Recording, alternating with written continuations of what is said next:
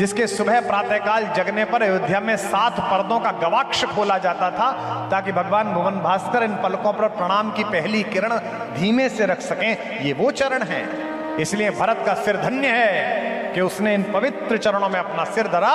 लेकिन ये सिर भी छोटा मोटा सिर नहीं है, ये सिर वो सिर है जिस पर त्रैलोक्य का राजमुकुट रखा जाना था और उसने राजमुकुट उतार कर अपने भाई की चरण पादुकाएं अपने सिर पर रख ली थी। वो सिर है। ये अगर आपने दीक्षित जी पढ़ा दिया तो मैं दावा करता हूं कि आपके बच्चों को कोई कुछ नहीं कर पाएगा। ये हमारे छतरपुर के कर्मचारी हैं दीक्षित जी। मेरे 2 छोटे बेटे हैं। एक बार दोनों को आपस में घनघोर लड़ते देखकर राम और उनके भाइयों से चित्रण से समझाने का प्रयास किया तो सफल भी हुआ। लेकिन आज के समय में टेक्नोलॉजी से सृजित Thanos, iron man, Spiderman, Batman, Bollywood के रॉकी ब्रदर्स, सलार जैसे, सलार कौन है भाई?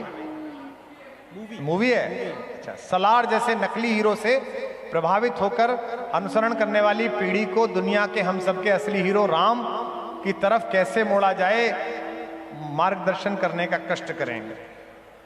अब देखो क्या है कि फिल्मों से अगर बच्चे प्रभावित होने लगे आपके, तो बच्चों का दोष नहीं है, आपका दोष है कि आपने फिल्मों से ज्यादा राम कथा नहीं सुनवाई उन्हें, वरना तो सब ठीक हो जाता।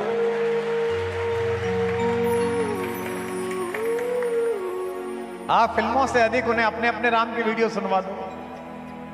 आप फिल्मों से अधिक उन्हें अपने अपने राम के सत्र में ले आओ, किसी भी साधु सत्संग में ले आओ, वो समझ जाएंगे।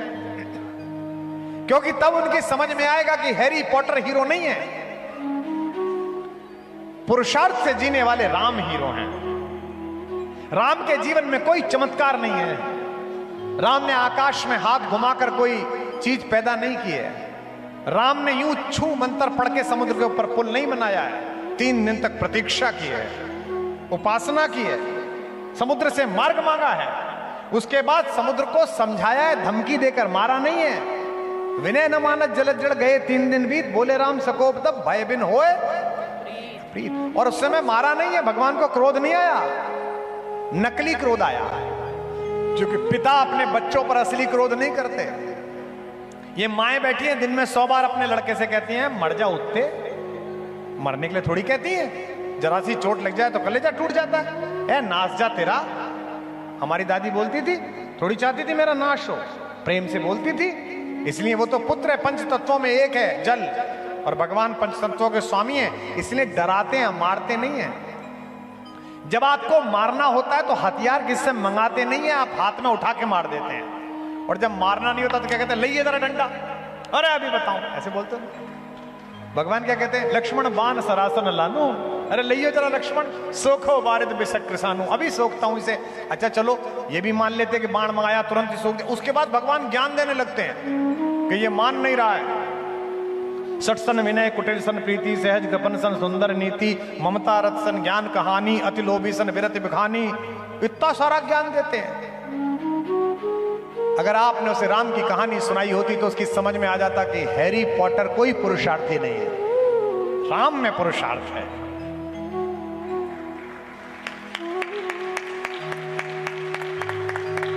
एक वलकल पहनकर निकला हुआ एक निर्वासित राजकुमार विश्व की सबसे शक्तिशाली सेना को उसके घर में घुस के मार के आता है, ये पुरुषार्थ है।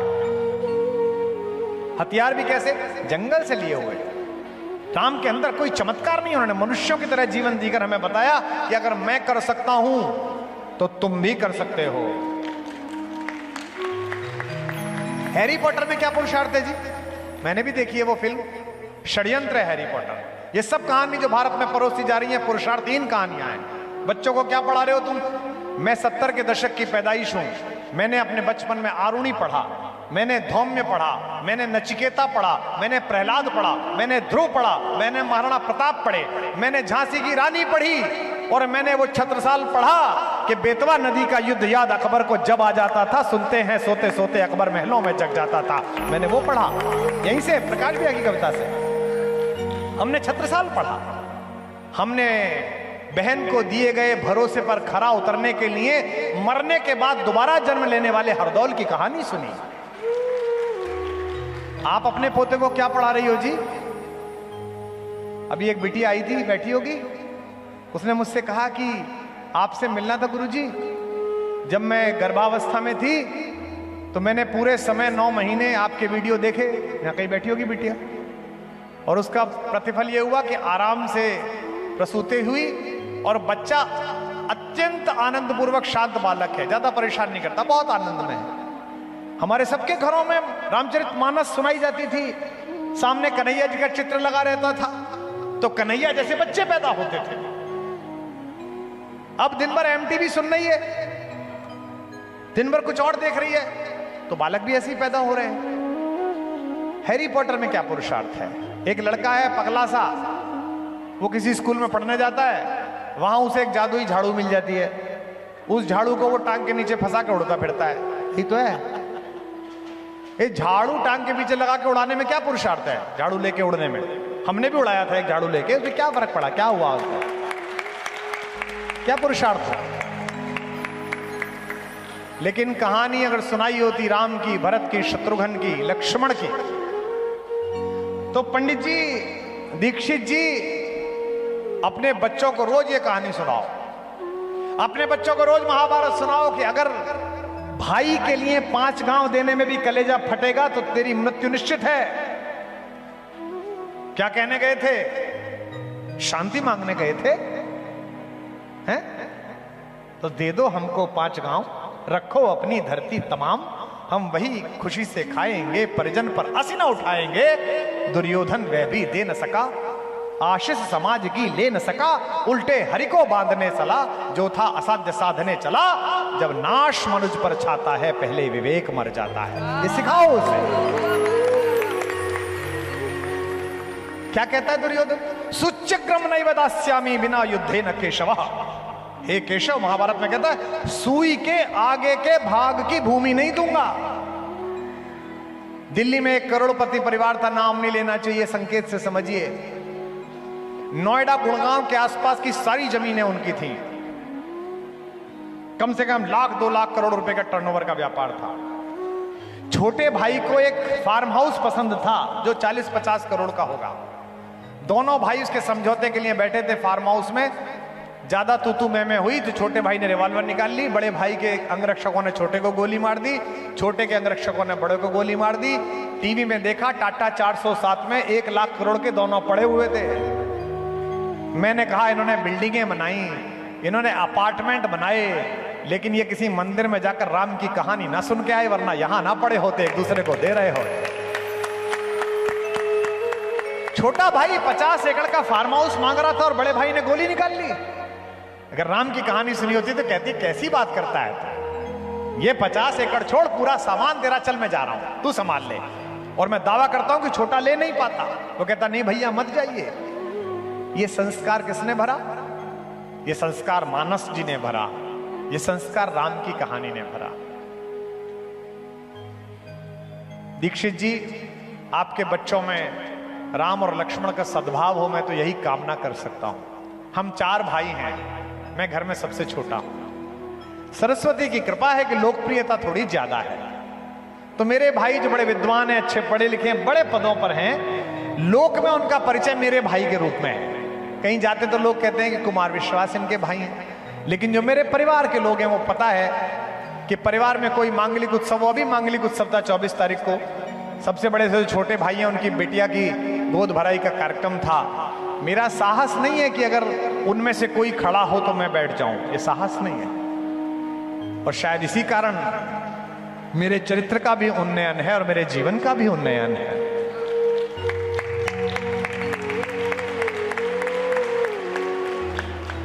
भगवान का राज्याभिषेक हो गया। अगले दिन सुबह उठ के चारों भाई गुरु वशिष्ठ जी के पैर छूने के गए। प्रातः काल उठ के रघुनाथा, मात पिता गुरु नावहि। क्या बढ़िया जनता, इसको सब याद है। इसमें भी क्रम देखिए, माता जिसने पहले जन्म दिया, पिता जो जन्म का हेतु बना, और इस जन्म के बाद ज्ञान का जो दूसरा जन्म दिया वो गुरु ने दिया। तो माओ के पैर छूने के बाद चारों भाई वशिष्ठ जी के पैर छूने के लिए गए। सुनिए, आनंद आ जाएगा आपको। मैं दावा तो नहीं करता, ये अहमन्यता हो जाएगी, लेकिन बहुधा लोगों ने ये प्रसंग ना सुना होगा। जैसे कल मिथिला का प्रसंग बहुत लोगों ने नहीं सुना था। गुरु वशिष्ठ ने कहा कि राम, अब तुम चक्रवर्ती सम्राट हो गए हो, लक्ष्मण तुम प्रधानमंत्री कार्यालय के मंत्री हो गए हो सम्राट के। शत्रुघ्न तुम अयोध्या की सेनाओं के सर्वोच्च सेनापति हो गए हो। भरत तुमने तो एक नवीन आदर्श स्थापित किया है और राम तुम्हारा जीवन पूरे विश्व के लिए अनुकरण का विषय बन गया है। पर मैं जानना चाहता हूं कि मेरे शिष्यों को मेरी सिखाई हुई विद्या याद है कि नहीं याद है। राम ने कहा गुरुदेव प्रयास तो पूरा है कि आपने जो सिखाया वो स्मरण रहे। वशिष्ठ ने पूछा कि परीक्षा लूं तुम चारों की। चारों शिष्यों ने कहा जी गुरुदेव परीक्षा लीजिए। गुरुदेव ने सबसे पहले सबसे छोटे शत्रुघ्न से पूछा कि बेटा बताओ जीवन में सबसे मूल्यवान चीज क्या है। शत्रुघ्न ने उत्तर दिया। लक्ष्मण से पूछा कि जीवन में सबसे मूल्यवान चीज क्या है। लक्ष्मण ने उत्तर दिया। राम जी से पूछा कि जीवन में सबसे मूल्यवान चीज क्या है। राम जी ने उत्तर दिया। भरत बैठे थे उन्होंने उत्तर ही नहीं दिया, वो रोने लगे और इसी रोने से वशिष्ठ ने उत्तर को ढूंढ लिया। सुनिए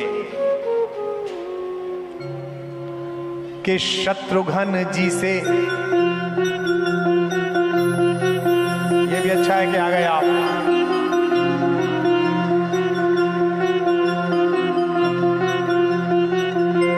पधारिए पधारिए।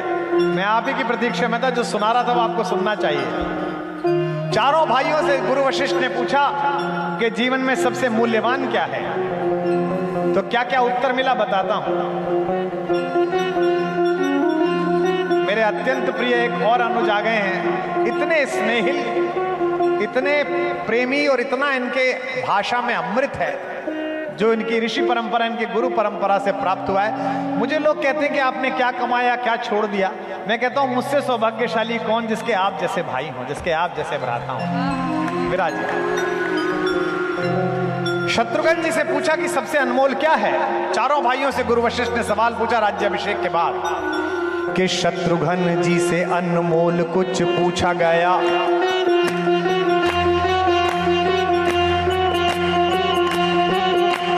शत्रुघ्न जी से अनमोल कुछ पूछा गया। बोले वीरताई के समान भला और क्या। बोले वीरताई के समान भला और क्या। बोले वीरताई के समान भला और क्या।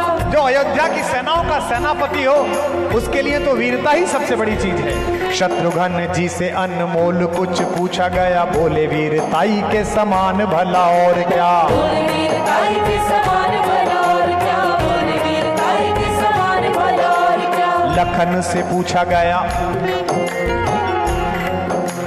लखन से पूछा गया। लखन ने ऐसा कहा। लखन से पूछा गया। लखन ने ऐसा कहा मेरी सीता माई के समान भला और क्या। मेरी सीता माई के समान भला और क्या। मेरी सीता माई के समान भला और क्या। राम जी से पूछा गया।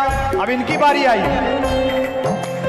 राम जी से पूछा गया। राम मुस्काए बोले। राम जी से पूछा गया। राम मुस्काए बोले जग की भलाई के समान भला और क्या। जग की भलाई के समान भला और क्या। जग की भलाई के समान भला और क्या। भरत के नयनों से, भरत के नयनों, भरत के नयनों से गिर के आंसू ये बोले। शब्द नहीं सिर्फ आंसू। भरत के नयनों से गिर के आंसू ये बोले। भरत के नयनों से गिर के आंसू ये बोले दुनिया में भाई के समान भला और क्या। दुनिया में भाई के समान भला और क्या। दुनिया में भाई के समान भला और क्या। समझो भाई के समान भला और क्या। दुनिया में भाई के समान भला और क्या। शत्रुघ्न जी से अनमोल कुछ पूछा गया। बोले वीरताई के समान भला और क्या। बोले वीरताई के समान भला और क्या। बोले वीरताई के समान भला और क्या। लखन से पूछा गया। लखन ने ऐसा कहा मेरी सीता माई के समान भला और क्या। मेरी सीता माई के समान भला और क्या। मेरी सीता माई के समान भला और क्या। राम जी से पूछा गया। राम मुस्काए बोले जग की भलाई के समान भला और क्या। जग की भलाई के समान भला और क्या। जग की भलाई के समान भला और क्या। भरत के नयनों से गिर के आंसू ये बोले। भरत के नयनों से गिर के आंसू ये बोले दुनिया में भाई के समान भला और क्या। दुनिया में भाई के समान भला और क्या। दुनिया में भाई के समान भला और क्या। दुनिया में भाई के समान भला और क्या। दुनिया में बोलो भरत लाल की जय। तो दीक्षित जी आपके बच्चे देख रहे हैं, हैरी पॉटर आपके बच्चे देख रहे हैं जो आपने लिखी है फिल्में, मैं तो पढ़ भी नहीं पाया कौन सी फिल्म लिख के भेजी है। तो भैया उनमें झगड़ा होगा ही। उन्हें मानस सुनाओगे कि जहां विश्व के एकमात्र उदाहरण है, दो प्रकार की संस्कृतियां, साहब मुझे क्षमा करेंगे कहते हो। एक संस्कृति है जो सत्ता के लिए अपने पिता को बंद कर देती है और आधी मटकी पानी और एक रकाबी शोरा और 2 चपातियां देती है, जिसे औरंगजेब कहा जाता है। जब उसने शाहजहां को बंद करा तो शाहजहां शायर था फारसी का। उसने अपनी बेटी जहां आरा से कहा कि अपने भाई से कहो गर्मी बहुत हो रही है, ये मटकी थोड़ी आधी टूटी हुई है, अगर पूरी मटकी पानी दे दिया करे तो जरा मेरे दिन ठीक गुजर जाएंगे।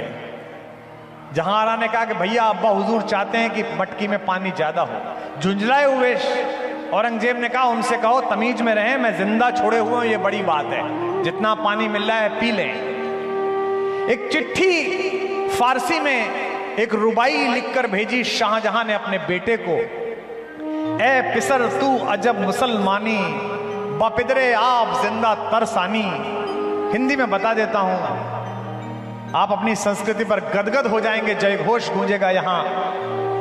लिखा बेटा तू और मैं अजब प्रकार के इस्लाम मानने वाले आए, जो इस देश में तो आए लेकिन इस देश को न समझ पाए। एक तू है जिंदा आप तरसानी, पिसर माने बेटे, ए बेटे तू अजब मुसलमानी, बबिंदा आप तरसानी, जो अपने जिंदा पिता को पानी के लिए तरसा रहा है। और एक ये भारतीय हैं जिन पर हम राज्य करते हैं, ये अपने दिवंगत पूर्वजों को भी महीने भर पानी पिलाते हैं श्राद्ध में। हम दोनों भैया,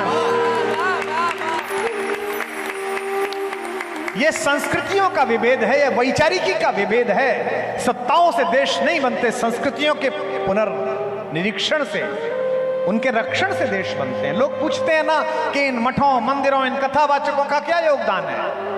नेता अक्सर पूछते हैं कि यहां बैठे हैं कई नेता, बुरा ना मान जाएं कि साहब इनका क्या योगदान है।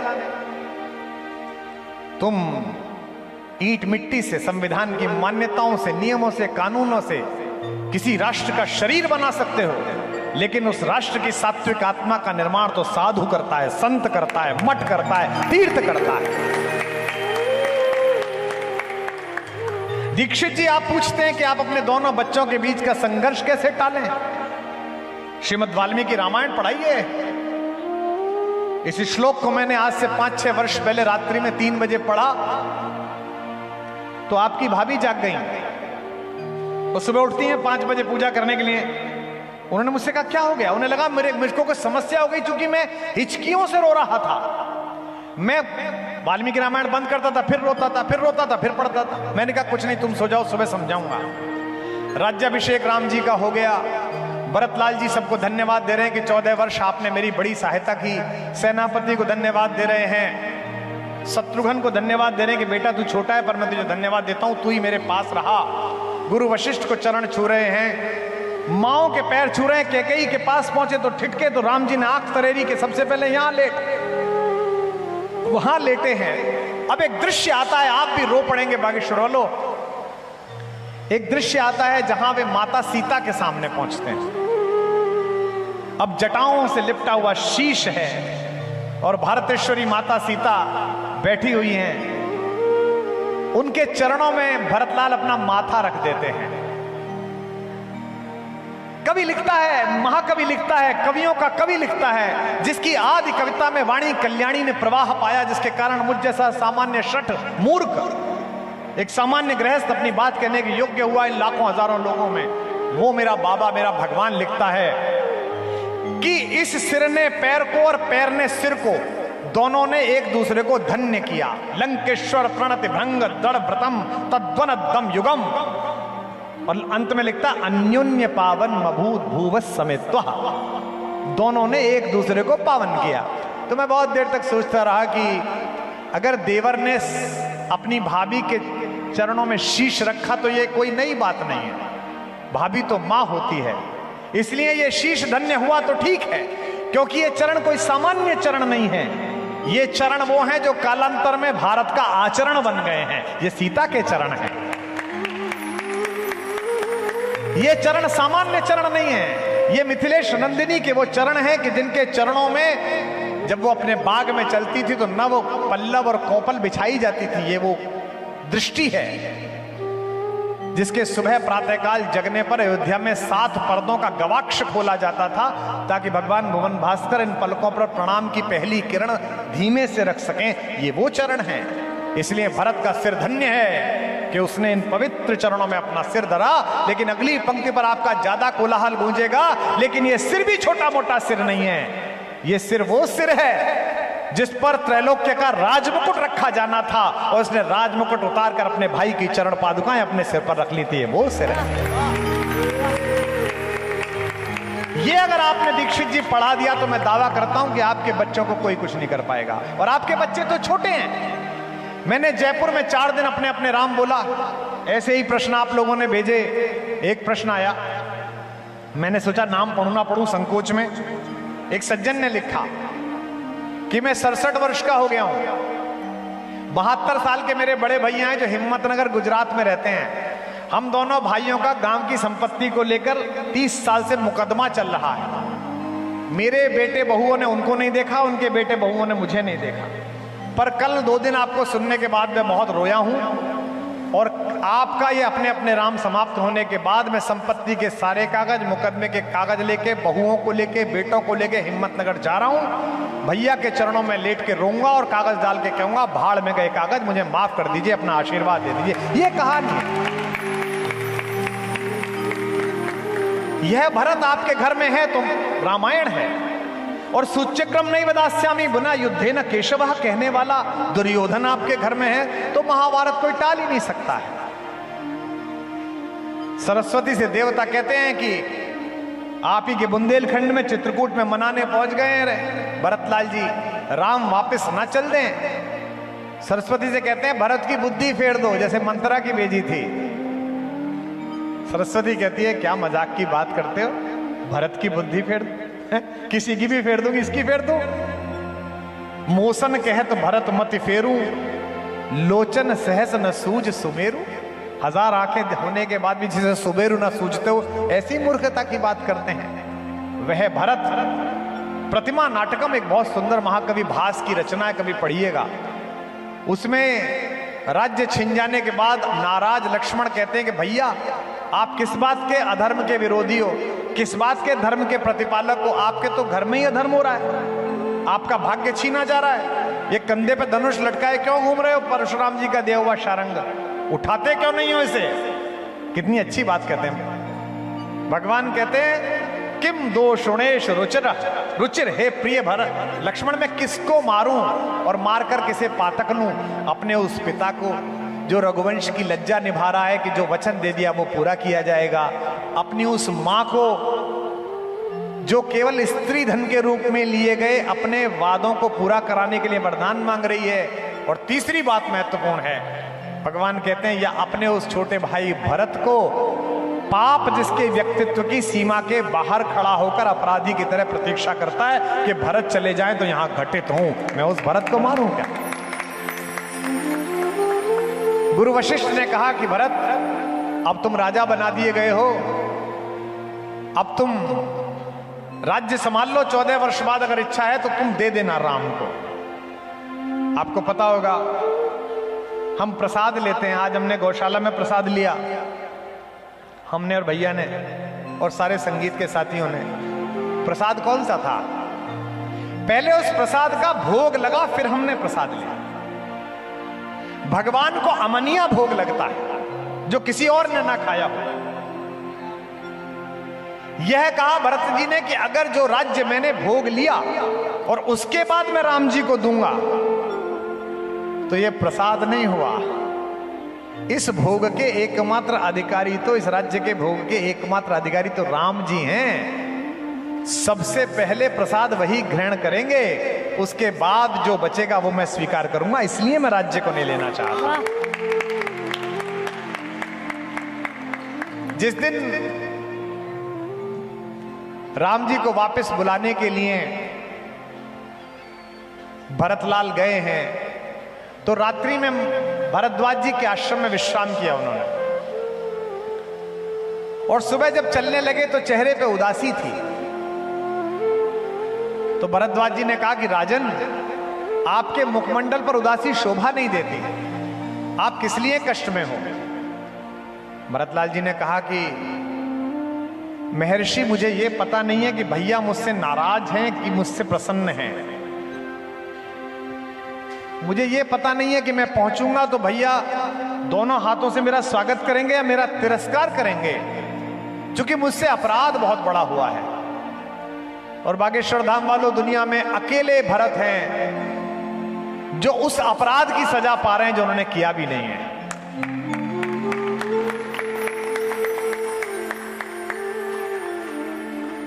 भरद्वाज जी ने कहा, मुझे ये तो पता नहीं भाई, तुम सांसारिक लोग हो, तुम भाइयों का प्रेम क्या है। पर मैं इतना जानता हूं कि राम जब सुबह यहां से गए थे और पुरोहित को मैंने बुलाया था कि गंगा पार करनी है, अब पूजा अर्चना कर दो, तो भगवान ने हाथ में अक्षत ले रखा था और थाली ले रखी थी। जब तक पूजा अर्चना हो रही थी बड़े प्रसन्न मुख थे। जैसे ही पुरोहित के मुंह से निकला जम्बू द्वीपे भरत खंडे, भरत सुनते ही थाली हाथ से छूट गई और पृथ्वी पर रोने लगे, कहने लगे हाय भरत, हाय भरत। इसलिए मुझे पता नहीं कि प्रेम है कि नहीं है। अपने आंसू से, कविता का तत्व देखना आप, अपने आंसू से गंगा को धोते रहे, अपने आंसू से गंगा को धोते रहे, अपने आंसू से गंगा को धोते रहे, अपने आंसू से गंगा को धोते रहे, हाथ में जल लिए राम रोते रहे, हाथ में जल लिए राम रोते रहे, अपने आंसू से गंगा को धोते रहे, अपने आंसू से गंगा को धोते रहे, हाथ में जल लिए राम रोते रहे, हाथ में जल लिए राम रोते रहे, अच्युतम केशवम कृष्ण दामोदरम। आप आ गए उसलिए। केशवम कृष्ण दामोदरम, राम नारायणम जानकी वल्लभम। गाओ। नारायणं जानकी वल्लभं, राम केशवम कृष्ण दामोदरम, अच्युतम केशवम कृष्ण दामोदरं, राम नारायणम जानकी वल्लभम, राम नारायणम जानकी वल्लभं, राम नारायणं जानकी वल्लभं। नंगे थे पांव बावले के, जब मिलने पहुंचे भरत तो पैर कीचड़ में सने हुए भाग रहे हैं। कई बार होता है, अयोध्या जी जाओ, ब्रज में जाओ तो मैं तो चप्पल नहीं पहनता हूं। तो जब तक किसी से मिलने के लिए पहुंचो, किसी आश्रम में पहुंचो, किसी साधु संत से मिलो, नीचे से सारी धोती गंदी हो जाती है। ड्रेस वाले कहते हैं सर वैनिटी वैन में आ जाओ, थोड़ा कपड़े बदल लो।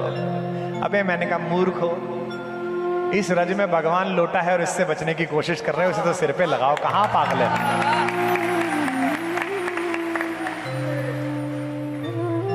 नंगे थे पांव बावले के, कीचड़ में लिसे हुए भी थे। नंगे थे पांव बावले के, कीचड़ मिट्टी में लिसे हुए। भरत और राम मिलने की प्रतीक्षा में आमने सामने 10 मीटर की दूरी। कवि कहता है कुछ कुछ बह रहा रक्त भी था, कंकड़ भी थे कुछ छुपे हुए।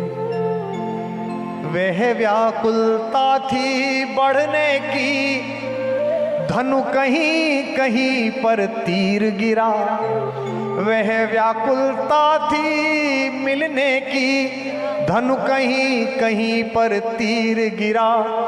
महिपर तरकश के साथ वहीं मुनियों वाला वह चीर गिरा।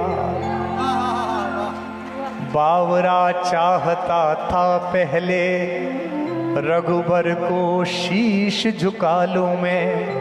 रघुवीर चाहते थे पहले छाती से इसे लगा लूं।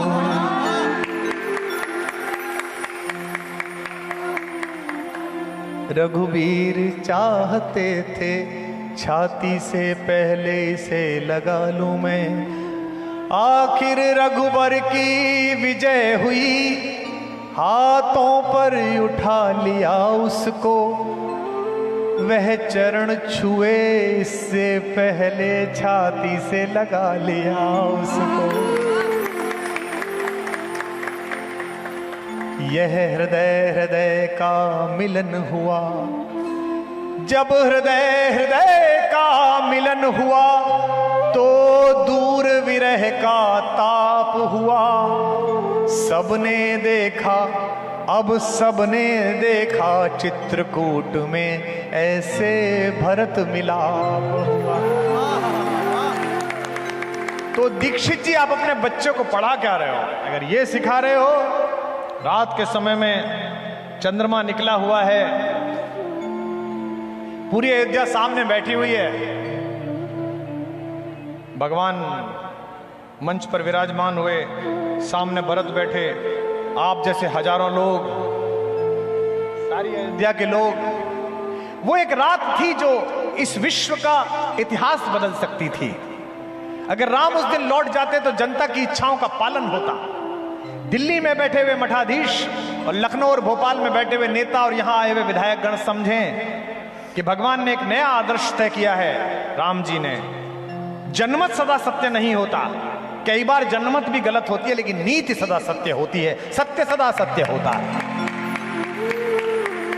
अगर उस दिन राम लौट जाते तो जनता तो बड़ी प्रसन्न होती कि चलो कंटक कटा, वापस आ गए।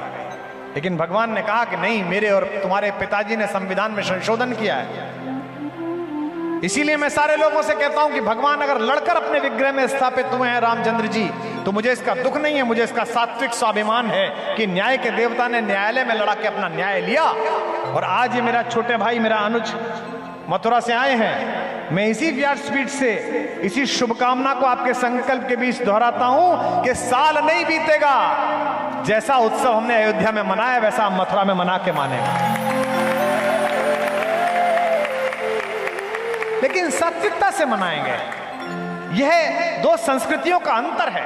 एक कहती है कि इसमें जो लिखा है वही सत्य है, इसके बाहर गए तो सरतन से जुदा मार देंगे। एक हमारी संस्कृति है। ये किताब आई है सनातन धर्म क्या है, मेरे छोटे भैया की, सबको पढ़नी चाहिए, बड़ी सरल है, मैंने भी पढ़ी।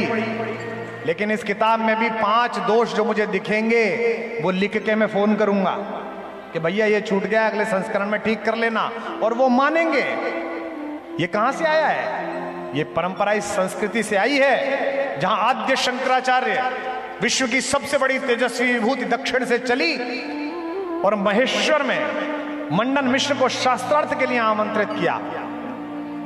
मंडन मिश्र का क्या जलवा था।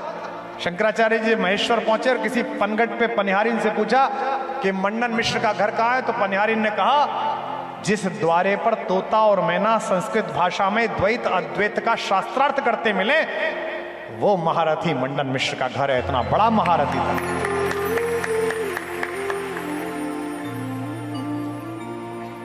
अड़तालीस प्रहर शास्त्रार्थ चला भगवान। अब 2 विद्वान टकराए तो शास्त्रार्थ का रेफरी कौन बने? ये जवान लड़के जो आए, जज साहब आए, आज मिले थे। जज साहब मुझे माफ करना, सम्मान मत भेज देना इस बात पे, पहले ही बहुत मुकदमे मेरे ऊपर। हमको बताया गया कि इटली में 1878 में एक महिला हुई, लिंडा पोइट। वो पहली महिला वकील थी। इससे पहले स्त्रियों ने वकालत नहीं करी। इससे पहले स्त्रियां, तुम पढ़ते विदेश से हो इसलिए तुम ऐसा सोचते हो। 1800 साल पहले इसी पृथ्वी पर 2 विद्वानों ने तय किया कि कौन जज बनेगा। तो मंडन मिश्र ने कहा आप चुन लीजिए। तो मेरे शंकराचार्य ने जज चुना मंडन मिश्र की विदुषी पत्नी देवी भारती को, कहा ये जज बनेंगे। देवी भारती ने कहा कि मैं तो काम में लगी रहूंगी, लेकिन चिंता मत करो, निर्णय तुम दोनों का कर दूंगी। 3 दिन तक शास्त्रार्थ चला। रात को माता सो गई। सुबह गैया का दूध निकालने के लिए उठी, देखा दोनों शास्त्रार्थ कर रहे थे, चुप बैठे हुए थे, खामोश। दोनों ने मां की ओर देखा कि निर्णय करो। मां ने कहा मेरा पति हारा, शंकराचार्य तुम जीते। किसी ने पूछा कि कैसे पता चला? बोले नील कमलों की मालाएं 2 बनाकर मैंने दोनों के गले में डाल दी थी। उलझे हुए तर्कों के कारण, आक्रोश के कारण, घृणा के कारण, ज्वार के कारण जिसके हृदय में अग्नि थी, उसके कमल मुरझा गए और विचार की शीतलता के कारण जिसके तर्कों में अकाट्य सत्य था उसके कमल फूले रहे। शंकराचार्य के कमल खिले हुए हैं, शंकराचार्य जीते हुए। जब चलने लगे तो मंडन मिश्र का नाम बदल दिया, शिष्य के रूप में स्वीकार करके आद्य शंकराचार्य ने कहा सुरेश्वर मिश्र।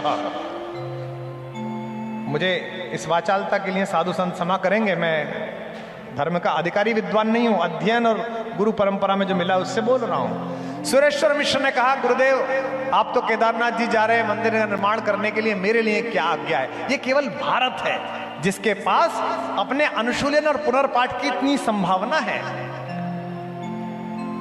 कहा आद्य शंकराचार्य जी ने, हे मेरे प्रिय शिष्य सुरेश्वर, तुम मेरे आज तक के लिखे हुए पर वार्तिक लिखो।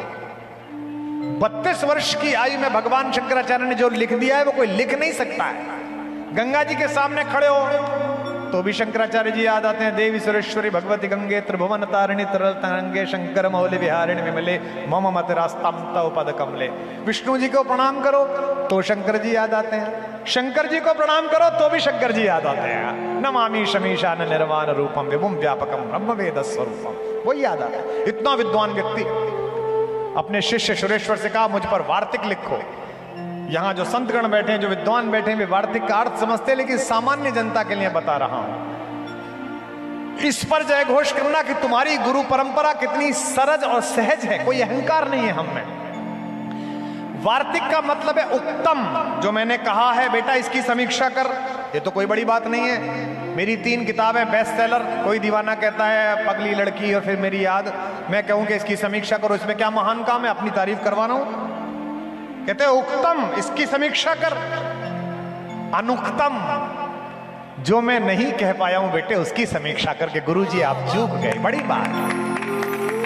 और करतल ध्वनि कम उठी, अगली बात पर जय घोष उठ जाएगा। ये केवल साहस भारत का शंकर कर सकता है, भारत का गुरु कर सकता है, भारत की व्यासपीठ कर सकती है। कहा उक्तम अनुक्तम दुरुक्तम च वार्तिक। और बेटा अगर मैंने कुछ गलत भी लिख पढ़ दिया हो तो उसकी भी समीक्षा करके गुरुजी आपने गलत लिख दिया, ये बात भारत।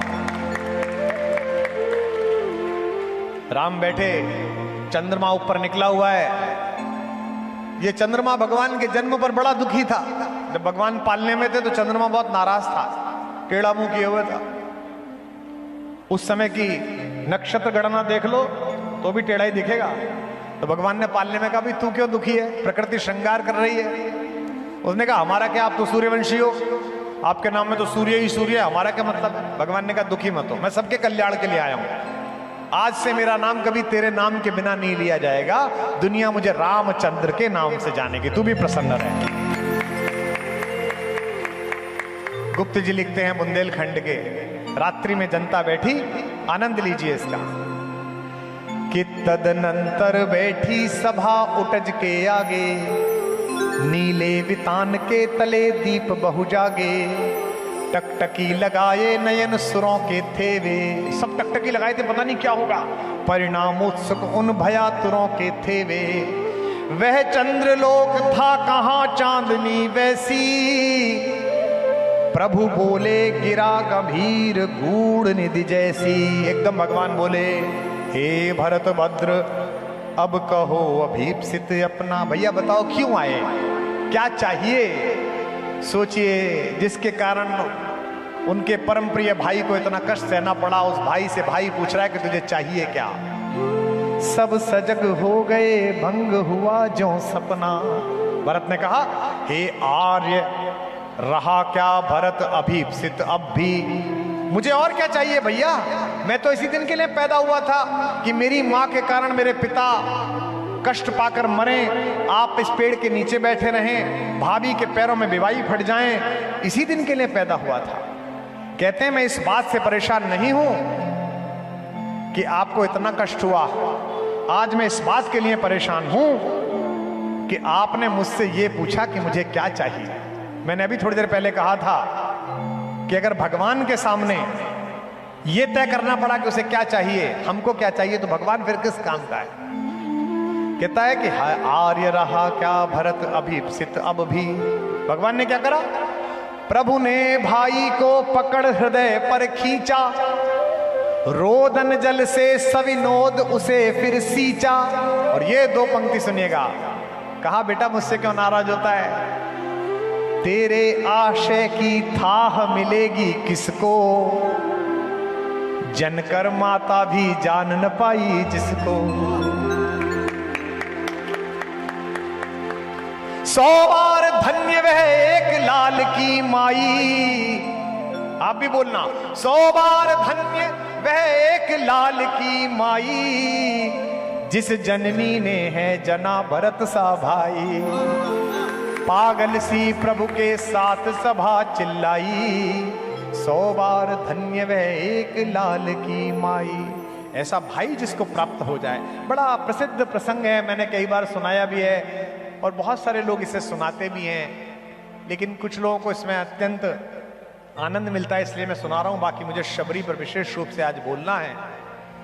उस दिन भरतलाल जी को 3 चीजें देकर भेजा भगवान ने। पहली नीति, कि बेटा कुछ हो जाए नीति पर चलना।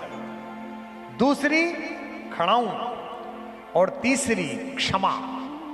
भरत के मन में अपनी मां को लेकर बड़ा क्रोध था, भगवान ने उसे क्षमा से भरकर भेजा। और कैकेयी ने जब समझाया कि बेटा तुझे याद है राम, आधी रात तू मेरा सपना देखकर दीदी के पास से उठकर आता था और दीदी कहती थी अरे ओ बावली तेरा ये ओ कोयल तेरा बच्चा जाग गया, तू वही राम है।